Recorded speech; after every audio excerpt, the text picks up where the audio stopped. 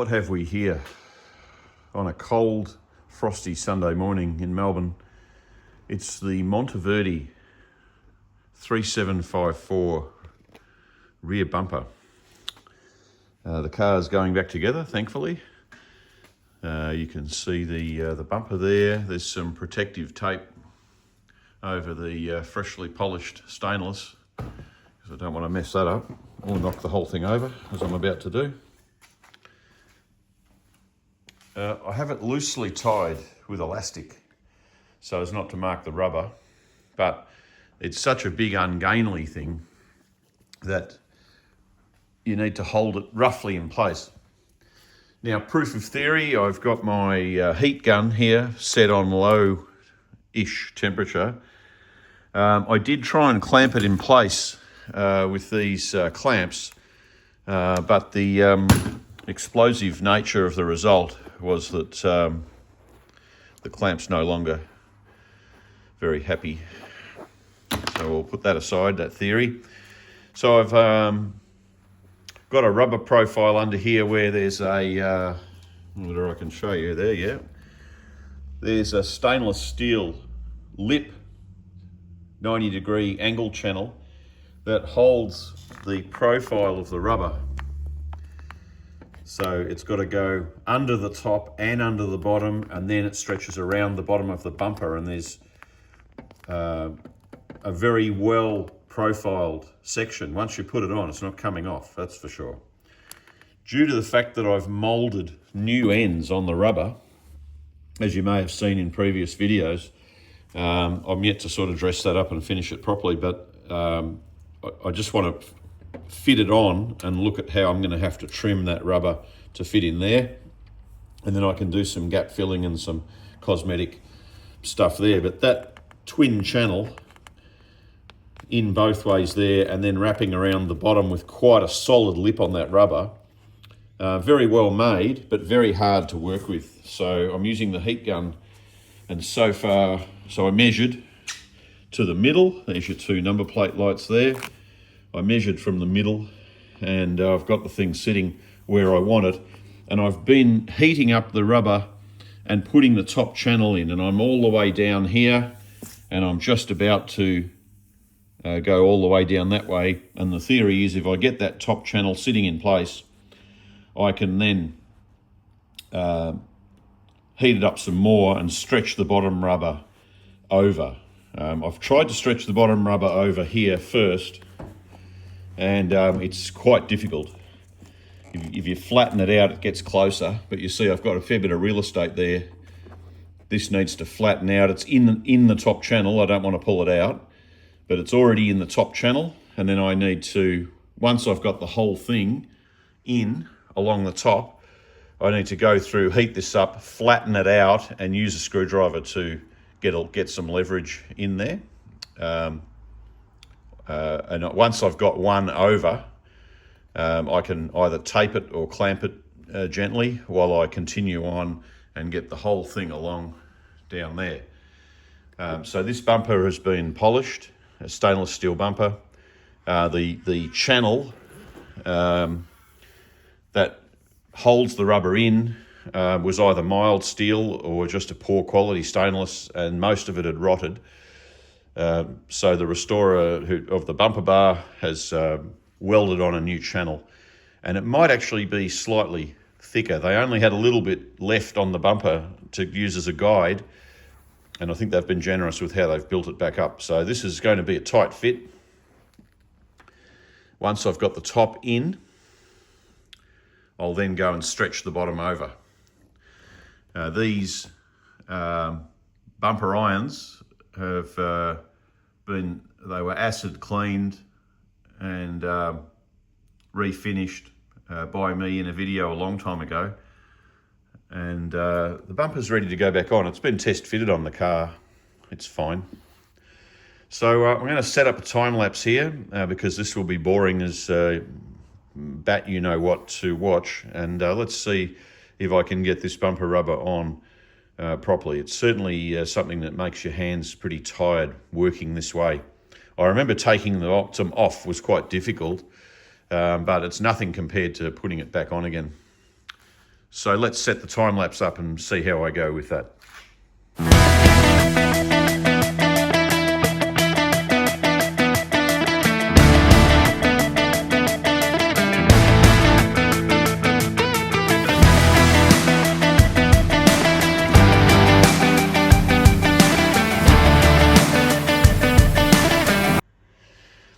All right, well, there was a short time lapse, but what the time lapse didn't show you was what an absolute bastard it was to get that. Now it's sitting in the channel, but it's not sitting down yet because the bottom of it has to come out. And when you pull the bottom out, these sides start to come out again. But I've trimmed this down, and so it's about this far in now, and it's got a little bit more, I think, to push in, which will be done with heat. But from this angle it looks fine, but this still has to assume its position after many years off the bumper. And so I'll probably, that will start to look better when the bottom lip is underneath. Still needs cleaning. That's actually where I cast a section. I've just got to clean the modelling clay off that. But looking good, no scratches yet.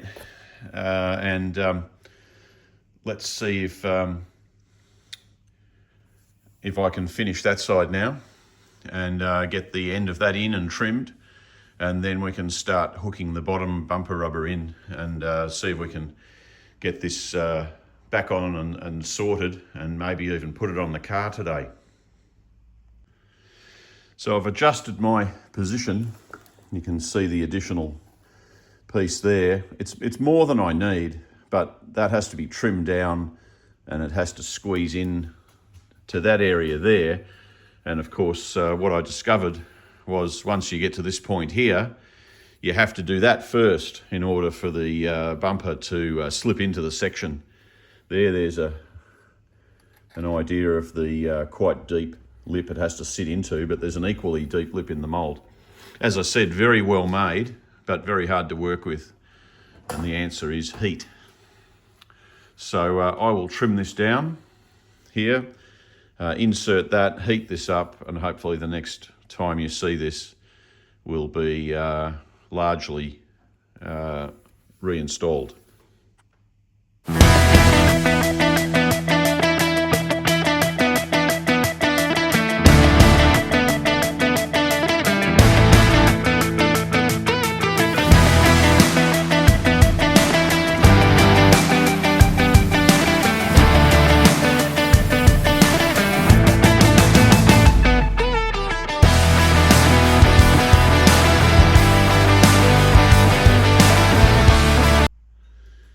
Now this side has gone better. Heated this up. There's a bit of a bump here where it's coming out, but that's because the bottom's not in yet. So this is following the contour better than the other side. This is the side that needed a little bit more filling, lengthening. But the rubber, I would say, is probably 60% installed now. Now we've got to go through and get the bottom lip on without disturbing any of this. We can remove the tape, give it a polish, and we can take the car cover off. The car's out the front. The mechanic doing the roadworthy, he's moving his operations, so the car's been put to bed here at my place, and that means we can have a play with it and put this bumper. I'm not sure that the hardware for the bumper irons is in the car. It may be, but we can do a test fit, and won't that be exciting to see the thing with its rear bumper on for the first time in a few years. Maybe not so exciting to some, but pretty exciting for me. Here's the bumper inverted.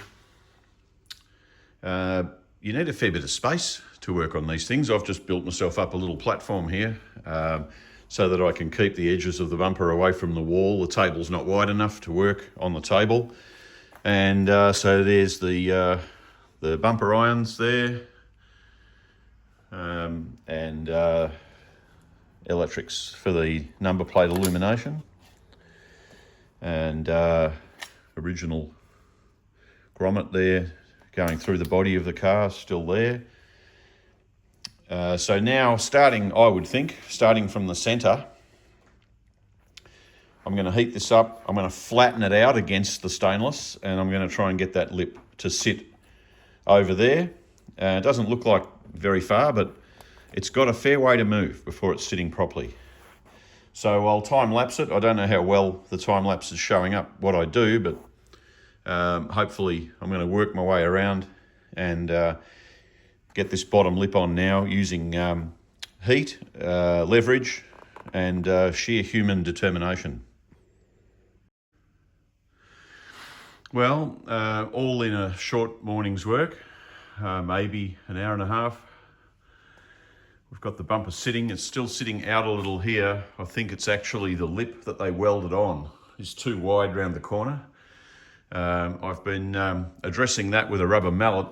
A pretty prehistoric way of fixing it, I suppose, but it's the gap's closed, and I'm just going to let the rubber sit and take shape.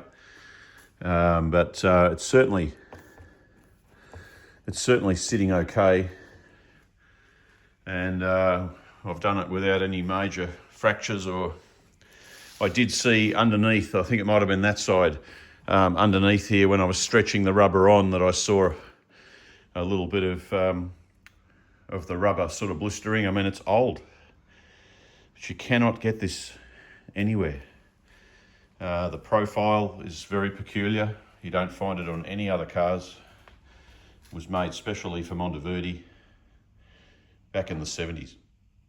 And not all Monteverdis had the wide bumper.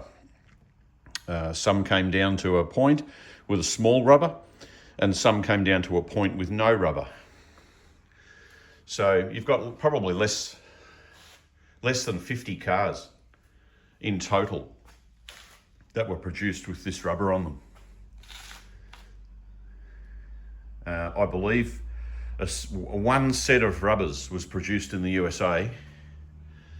It cost 12,000 US. They made one set.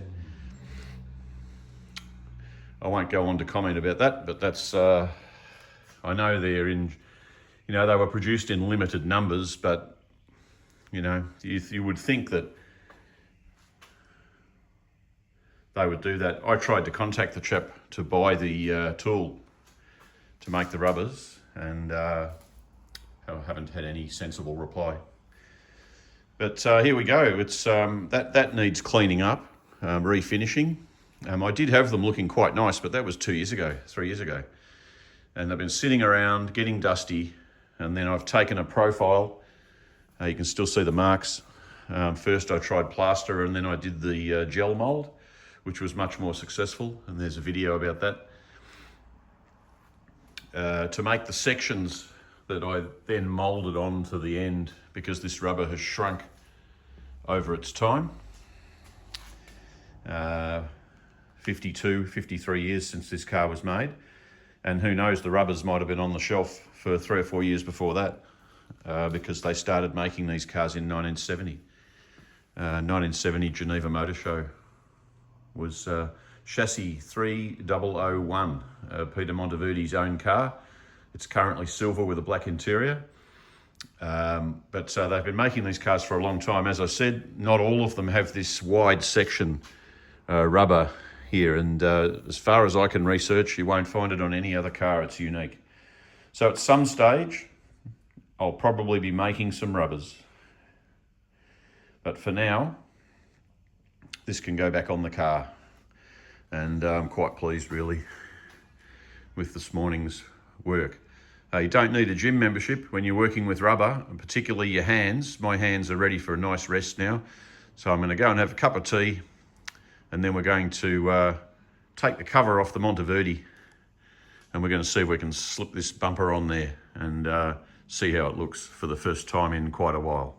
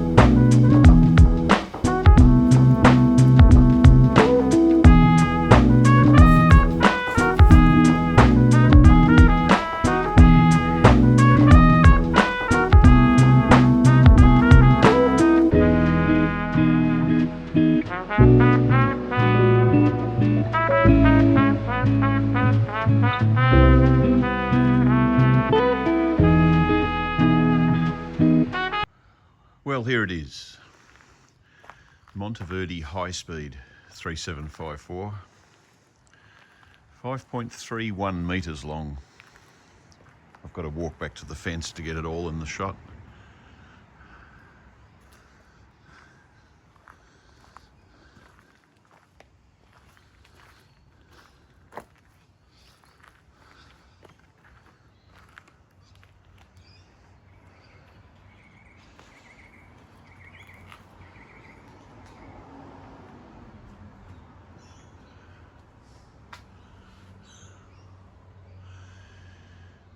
It's been a long road. We've had some fuel issues. We've redone the cooling.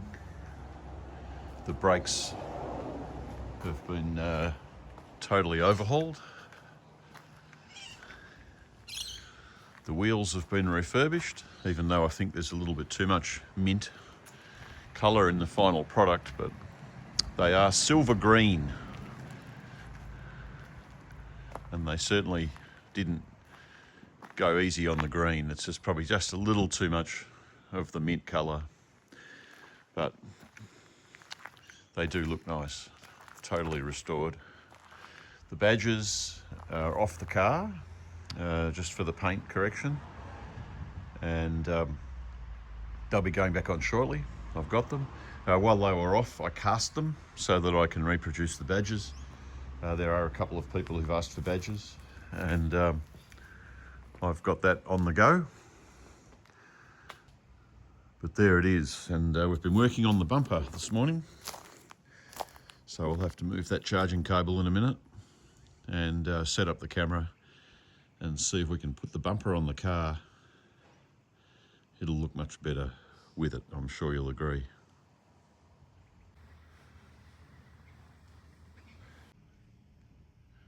Well, you saw me trial fit the bumper at the back of the car, and glorious as it looks, polished, and the rubber, I've given the rubber a bit of a clean. It's the spacing of these bumper irons. They're fully adjusted inwards, and it looks like it still needs to come in order to fit on the car properly. So there it is, looking resplendent, but need a little bit more adjustment. And I've gotten to the end of my available time today, but we have done a little bit on the car today, and the engine bay is one area where I feel like I've moved ahead a little bit. I'm going to show you that next.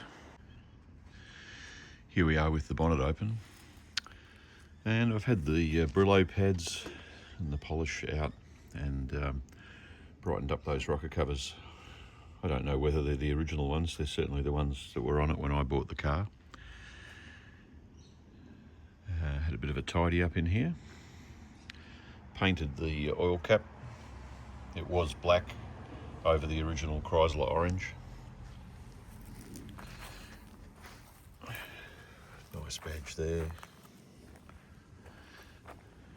And on this side, things are looking reasonably tidy. There were a few sort of spills and stains there. Going to replace this air vent with the reinforced wire that was the original ducting of the day. There's the chassis number there. 3122R for right-hand drive. One of 3 in the world. Toying with the idea of putting one of my Monteverdi badges, this one here, toying with the idea of putting one on the rocker cover, just about there. But I think if I do that, I might either get these re-chromed or get myself a set of Chrysler 440 rocker covers. They're not expensive, and even though I've used the steel wool on these, you can see the pitting in the chrome, and nothing lasts forever. The air cleaner lid has come up okay. I know with one of the other cars, I actually took all this off and stripped it back and did a wrinkle finish on it. I don't think this was wrinkle finish, so if I do refinish that, it'll just be in satin black. And the chrome top, well, it's seen better days, but as I said, it's the original one that was on the car when I bought it. Here's that little particle filter for the cooling system, and I took a couple of pictures of it on Instagram and got a few comments on it. It has a very fine mesh grill inside that's picking up all the crap from the radiator and the cooling system, mainly the block, of course. This is a brand new radiator. I think it's at least 5 cores. It's very wide, and I don't want to get it clogged up just with stuff from the block. So there's the engine bay. A bit messy on that side.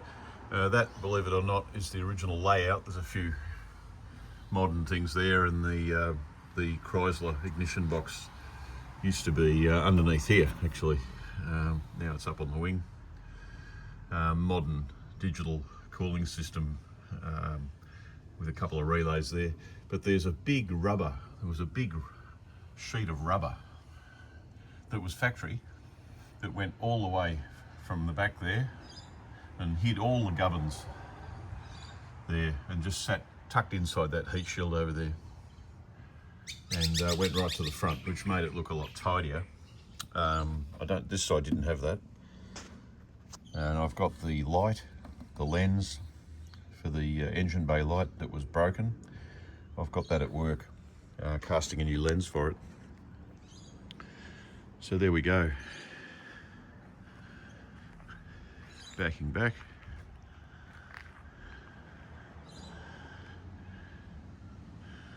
And I would start it for you today, but I think it's actually out of petrol. But as far as reasons go for not starting, I prefer that than any kind of failure. Next, I'll have to turn my attention to putting the interior back together, but it will have to go back to the workshop for its roadworthy. And one of the roadworthy items is something that I can't show you right now, but one of the roadworthy items is that the windscreen demists, and the heater box is out while we get a new heater core made. And the reason you can't just buy one off the shelf is that the heater tap is incorporated into the right-hand tank inside the heat exchanger, which is behind the glove box in this car. I can show you.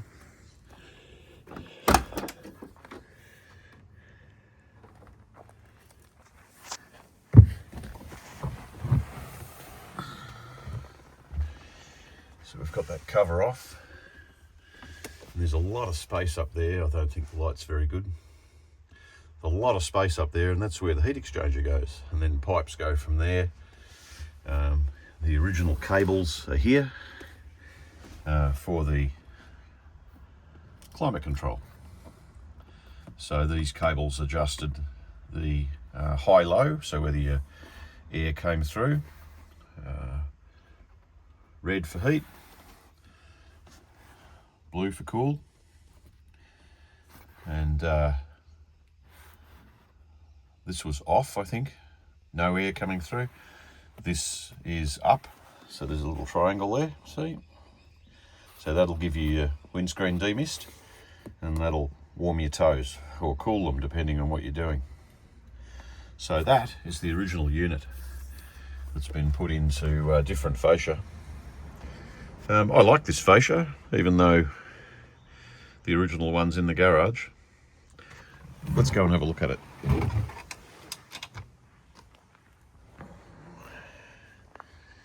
Got the battery charging there. A little run flat spare. One of the door cards is in there as well. And if we come back into the workshop, there's the TV set for the back seat. There's the handbrake cover, just soaking in some leather cream. That is the original fascia with some Alfa Romeo switches, I believe. And I'm watching some of those at the moment. I've got a period cassette deck there, that's not the original.